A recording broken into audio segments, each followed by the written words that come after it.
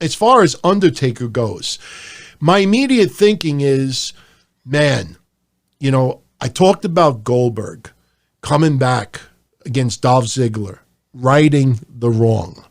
I talked about, you know, Undertaker righting the wrong. Like all of the last couple of years, all of the matches that Undertaker had a less than stellar performance, how do you get better than what you did yesterday? So is this the new norm for pay-per-views, not every month, but 1 or 2 times a year or WrestleMania, that you get one of these matches that is heavily produced, edited, pre-recorded, you know, something just way over the top? Is this going to be an annual thing? And do you have Undertaker come back in another graveyard match a year from now? I almost feel like, and this is the thing I think people need to understand, they edited. This took 8 hours.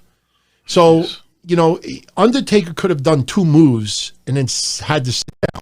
I'm not saying that he's an invalid, but I'm just saying, like, you know, that cannot be done live. That was done over an extended period of time. There was, just like I said with that clip, that's why I played that pre-recorded clip of our show last week. They edit, they cut, they add, they take away, they splice, they do this. They make them like $1 trillion, and that's what they did. They succeeded. The question is, what do you do with Undertaker in the future? Because he cannot do that on a live match.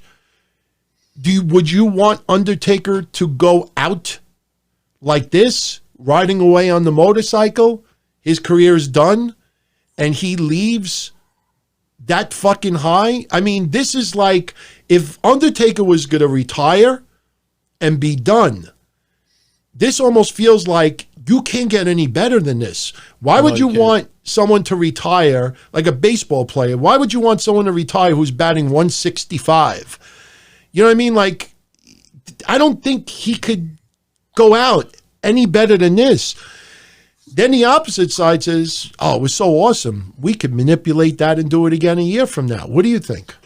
No, I think, and again, matter of fact, after we're done in the next couple of minutes here, I'm going to go and watch the Undertaker documentary series tonight that starts tonight about, you know, his, you know, modern documentary of what's going on with him now. And there's a lot of wrestlers talking about, you know, really knowing if it's time to retire. Shawn Michaels on it, Steve Austin. I think this would have been perfect. And actually, the way he rode off and put his arm up, and then the Taker said the old school Taker symbol came up from one back in the day. That was almost like a calling card of this should be it and ride off into the sunset. That's how I took it. And if they listen, there's nothing official on it. We can all make what we want out of it. But that's a great way to go out. I agree with you, DT. Nothing better. He beat a modern star. He didn't beat some throwback guy. It wasn't Sting, another 60-year-old. By the way, Undertaker turned 55 on March 24th. Thanks, Chris. Again, I think it was the best way to roll it out. Now, everyone will say, well, you know, let him take a year off like he normally does, and we'll see him next year. But for what? And to face who? And who's Aleister Black? Oh, come on. Again, staying Aleister Black. Everyone has the opponents lined up, by the way, as we're talking, DT. People are writing opponents. But, again, I think this is the Roman Reigns thing. He put the jacket down, the hat. That was a few years ago. We thought that was it for him. Then he came back, and that's already 3 years ago. That was that character. Now, as the American Badass, and which is closer to what Mark Calloway really is in real life, which is more this guy, I think this is the perfect way to end it. And beating AJ Styles is a good way to go out. Again, a modern top star. AJ's, you know, in his 40s. He's not a young buck, you know, but he's, no pun intended, he's this is a good way to go out. I don't know why he has to. Even people are like, wow, I wonder who's going to fight next year. Does he have to fight somebody next year? I think, DT, they're just putting him now as a special attraction, and that he is just a special guy, and that Undertaker is Undertaker. He's, as Jim Ross even called, the Babe Ruth of wrestling, and he's just a rarity, and you can't put him in the he's above Jericho, he's above AJ Styles, he's above Kurt Angle. These are guys not on Undertaker. Undertaker's in a category by himself, has his own wing in the Hall of Fame when he goes in the Hall of Fame. I agree, But there has to be a time, and I think they talk about it tonight on the doc, where Austin even talks about it, where, you know, Mark needs to know for himself when it's time to stop. And maybe it is time to stop. And I think that's what they talk about tonight on this part of the documentary of Michelle talking about her wanting him to stop, but he's got to do it for himself. So I wonder, that's a big thing on tonight's documentary. We can talk about it tomorrow. But I think the way it closed out is the perfect way. Raising his arm in the air, the old school Taker symbol came on with the crosses and the two things, which I haven't seen in a long time from him. And right off into the sunset, like you said, it closes out WrestleMania 1. It's a special WrestleMania because of conditions, and it was technically the main event. So again, what more do you need? Does he have to say, this is my last match? Does it always have to be like that? There's ball players like, you know, DT, who don't have a last game or whatever. They just retire, and then they go to the Hall of Fame, and they have their ceremony. I don't know why everyone expects, no, Undertaker has to say that it's a retirement. I know why.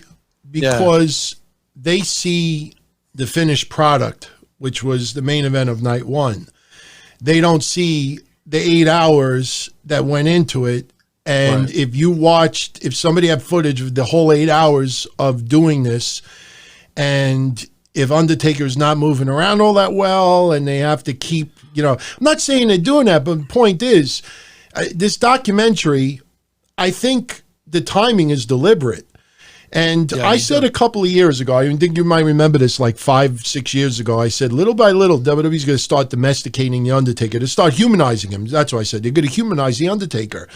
And the more they're incorporating his marriage, his outside, talking about tigers and all this others, you know, now airing this documentary right after, you know, we see the finished product, and we see the 20, 25 minutes, whatever it was last night, and we're like, come on, man, look at how he fucking, what he did. He could fucking do this again. Let him do it against Sting. He could fucking beat someone again.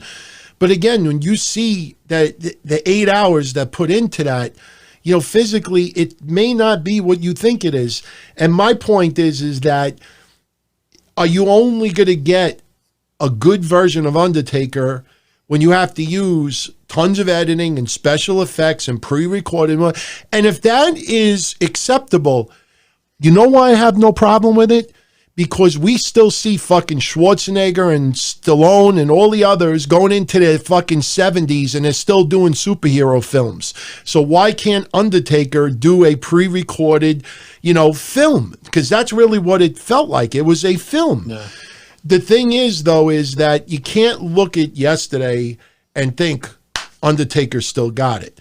Because I guarantee you, you know, you take a whole bunch of pieces and glue them together and splice it and edit and this and that. That's why I said last week, and again, that's why I played the clip.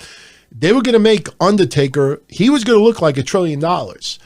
And Andrew Reid says he heard Undertaker say he still keeps coming back because Vince keeps asking him to come back, and he does it as a favor. I absolutely agree. And yeah, the Saudi money, without a doubt, absolutely. I personally think Undertaker is not done. Someone had said earlier that, Undertaker should, you know, he's got to go out in front of a live crowd. When is Undertaker that interactive with a crowd? You know, I don't picture him soaking in the cheers. You know what I mean? I just think if I take my wrestling fandomhood, being a wrestling fan, if I put that aside and I just look at it as the Undertaker character, last night, I don't think you can go out any better.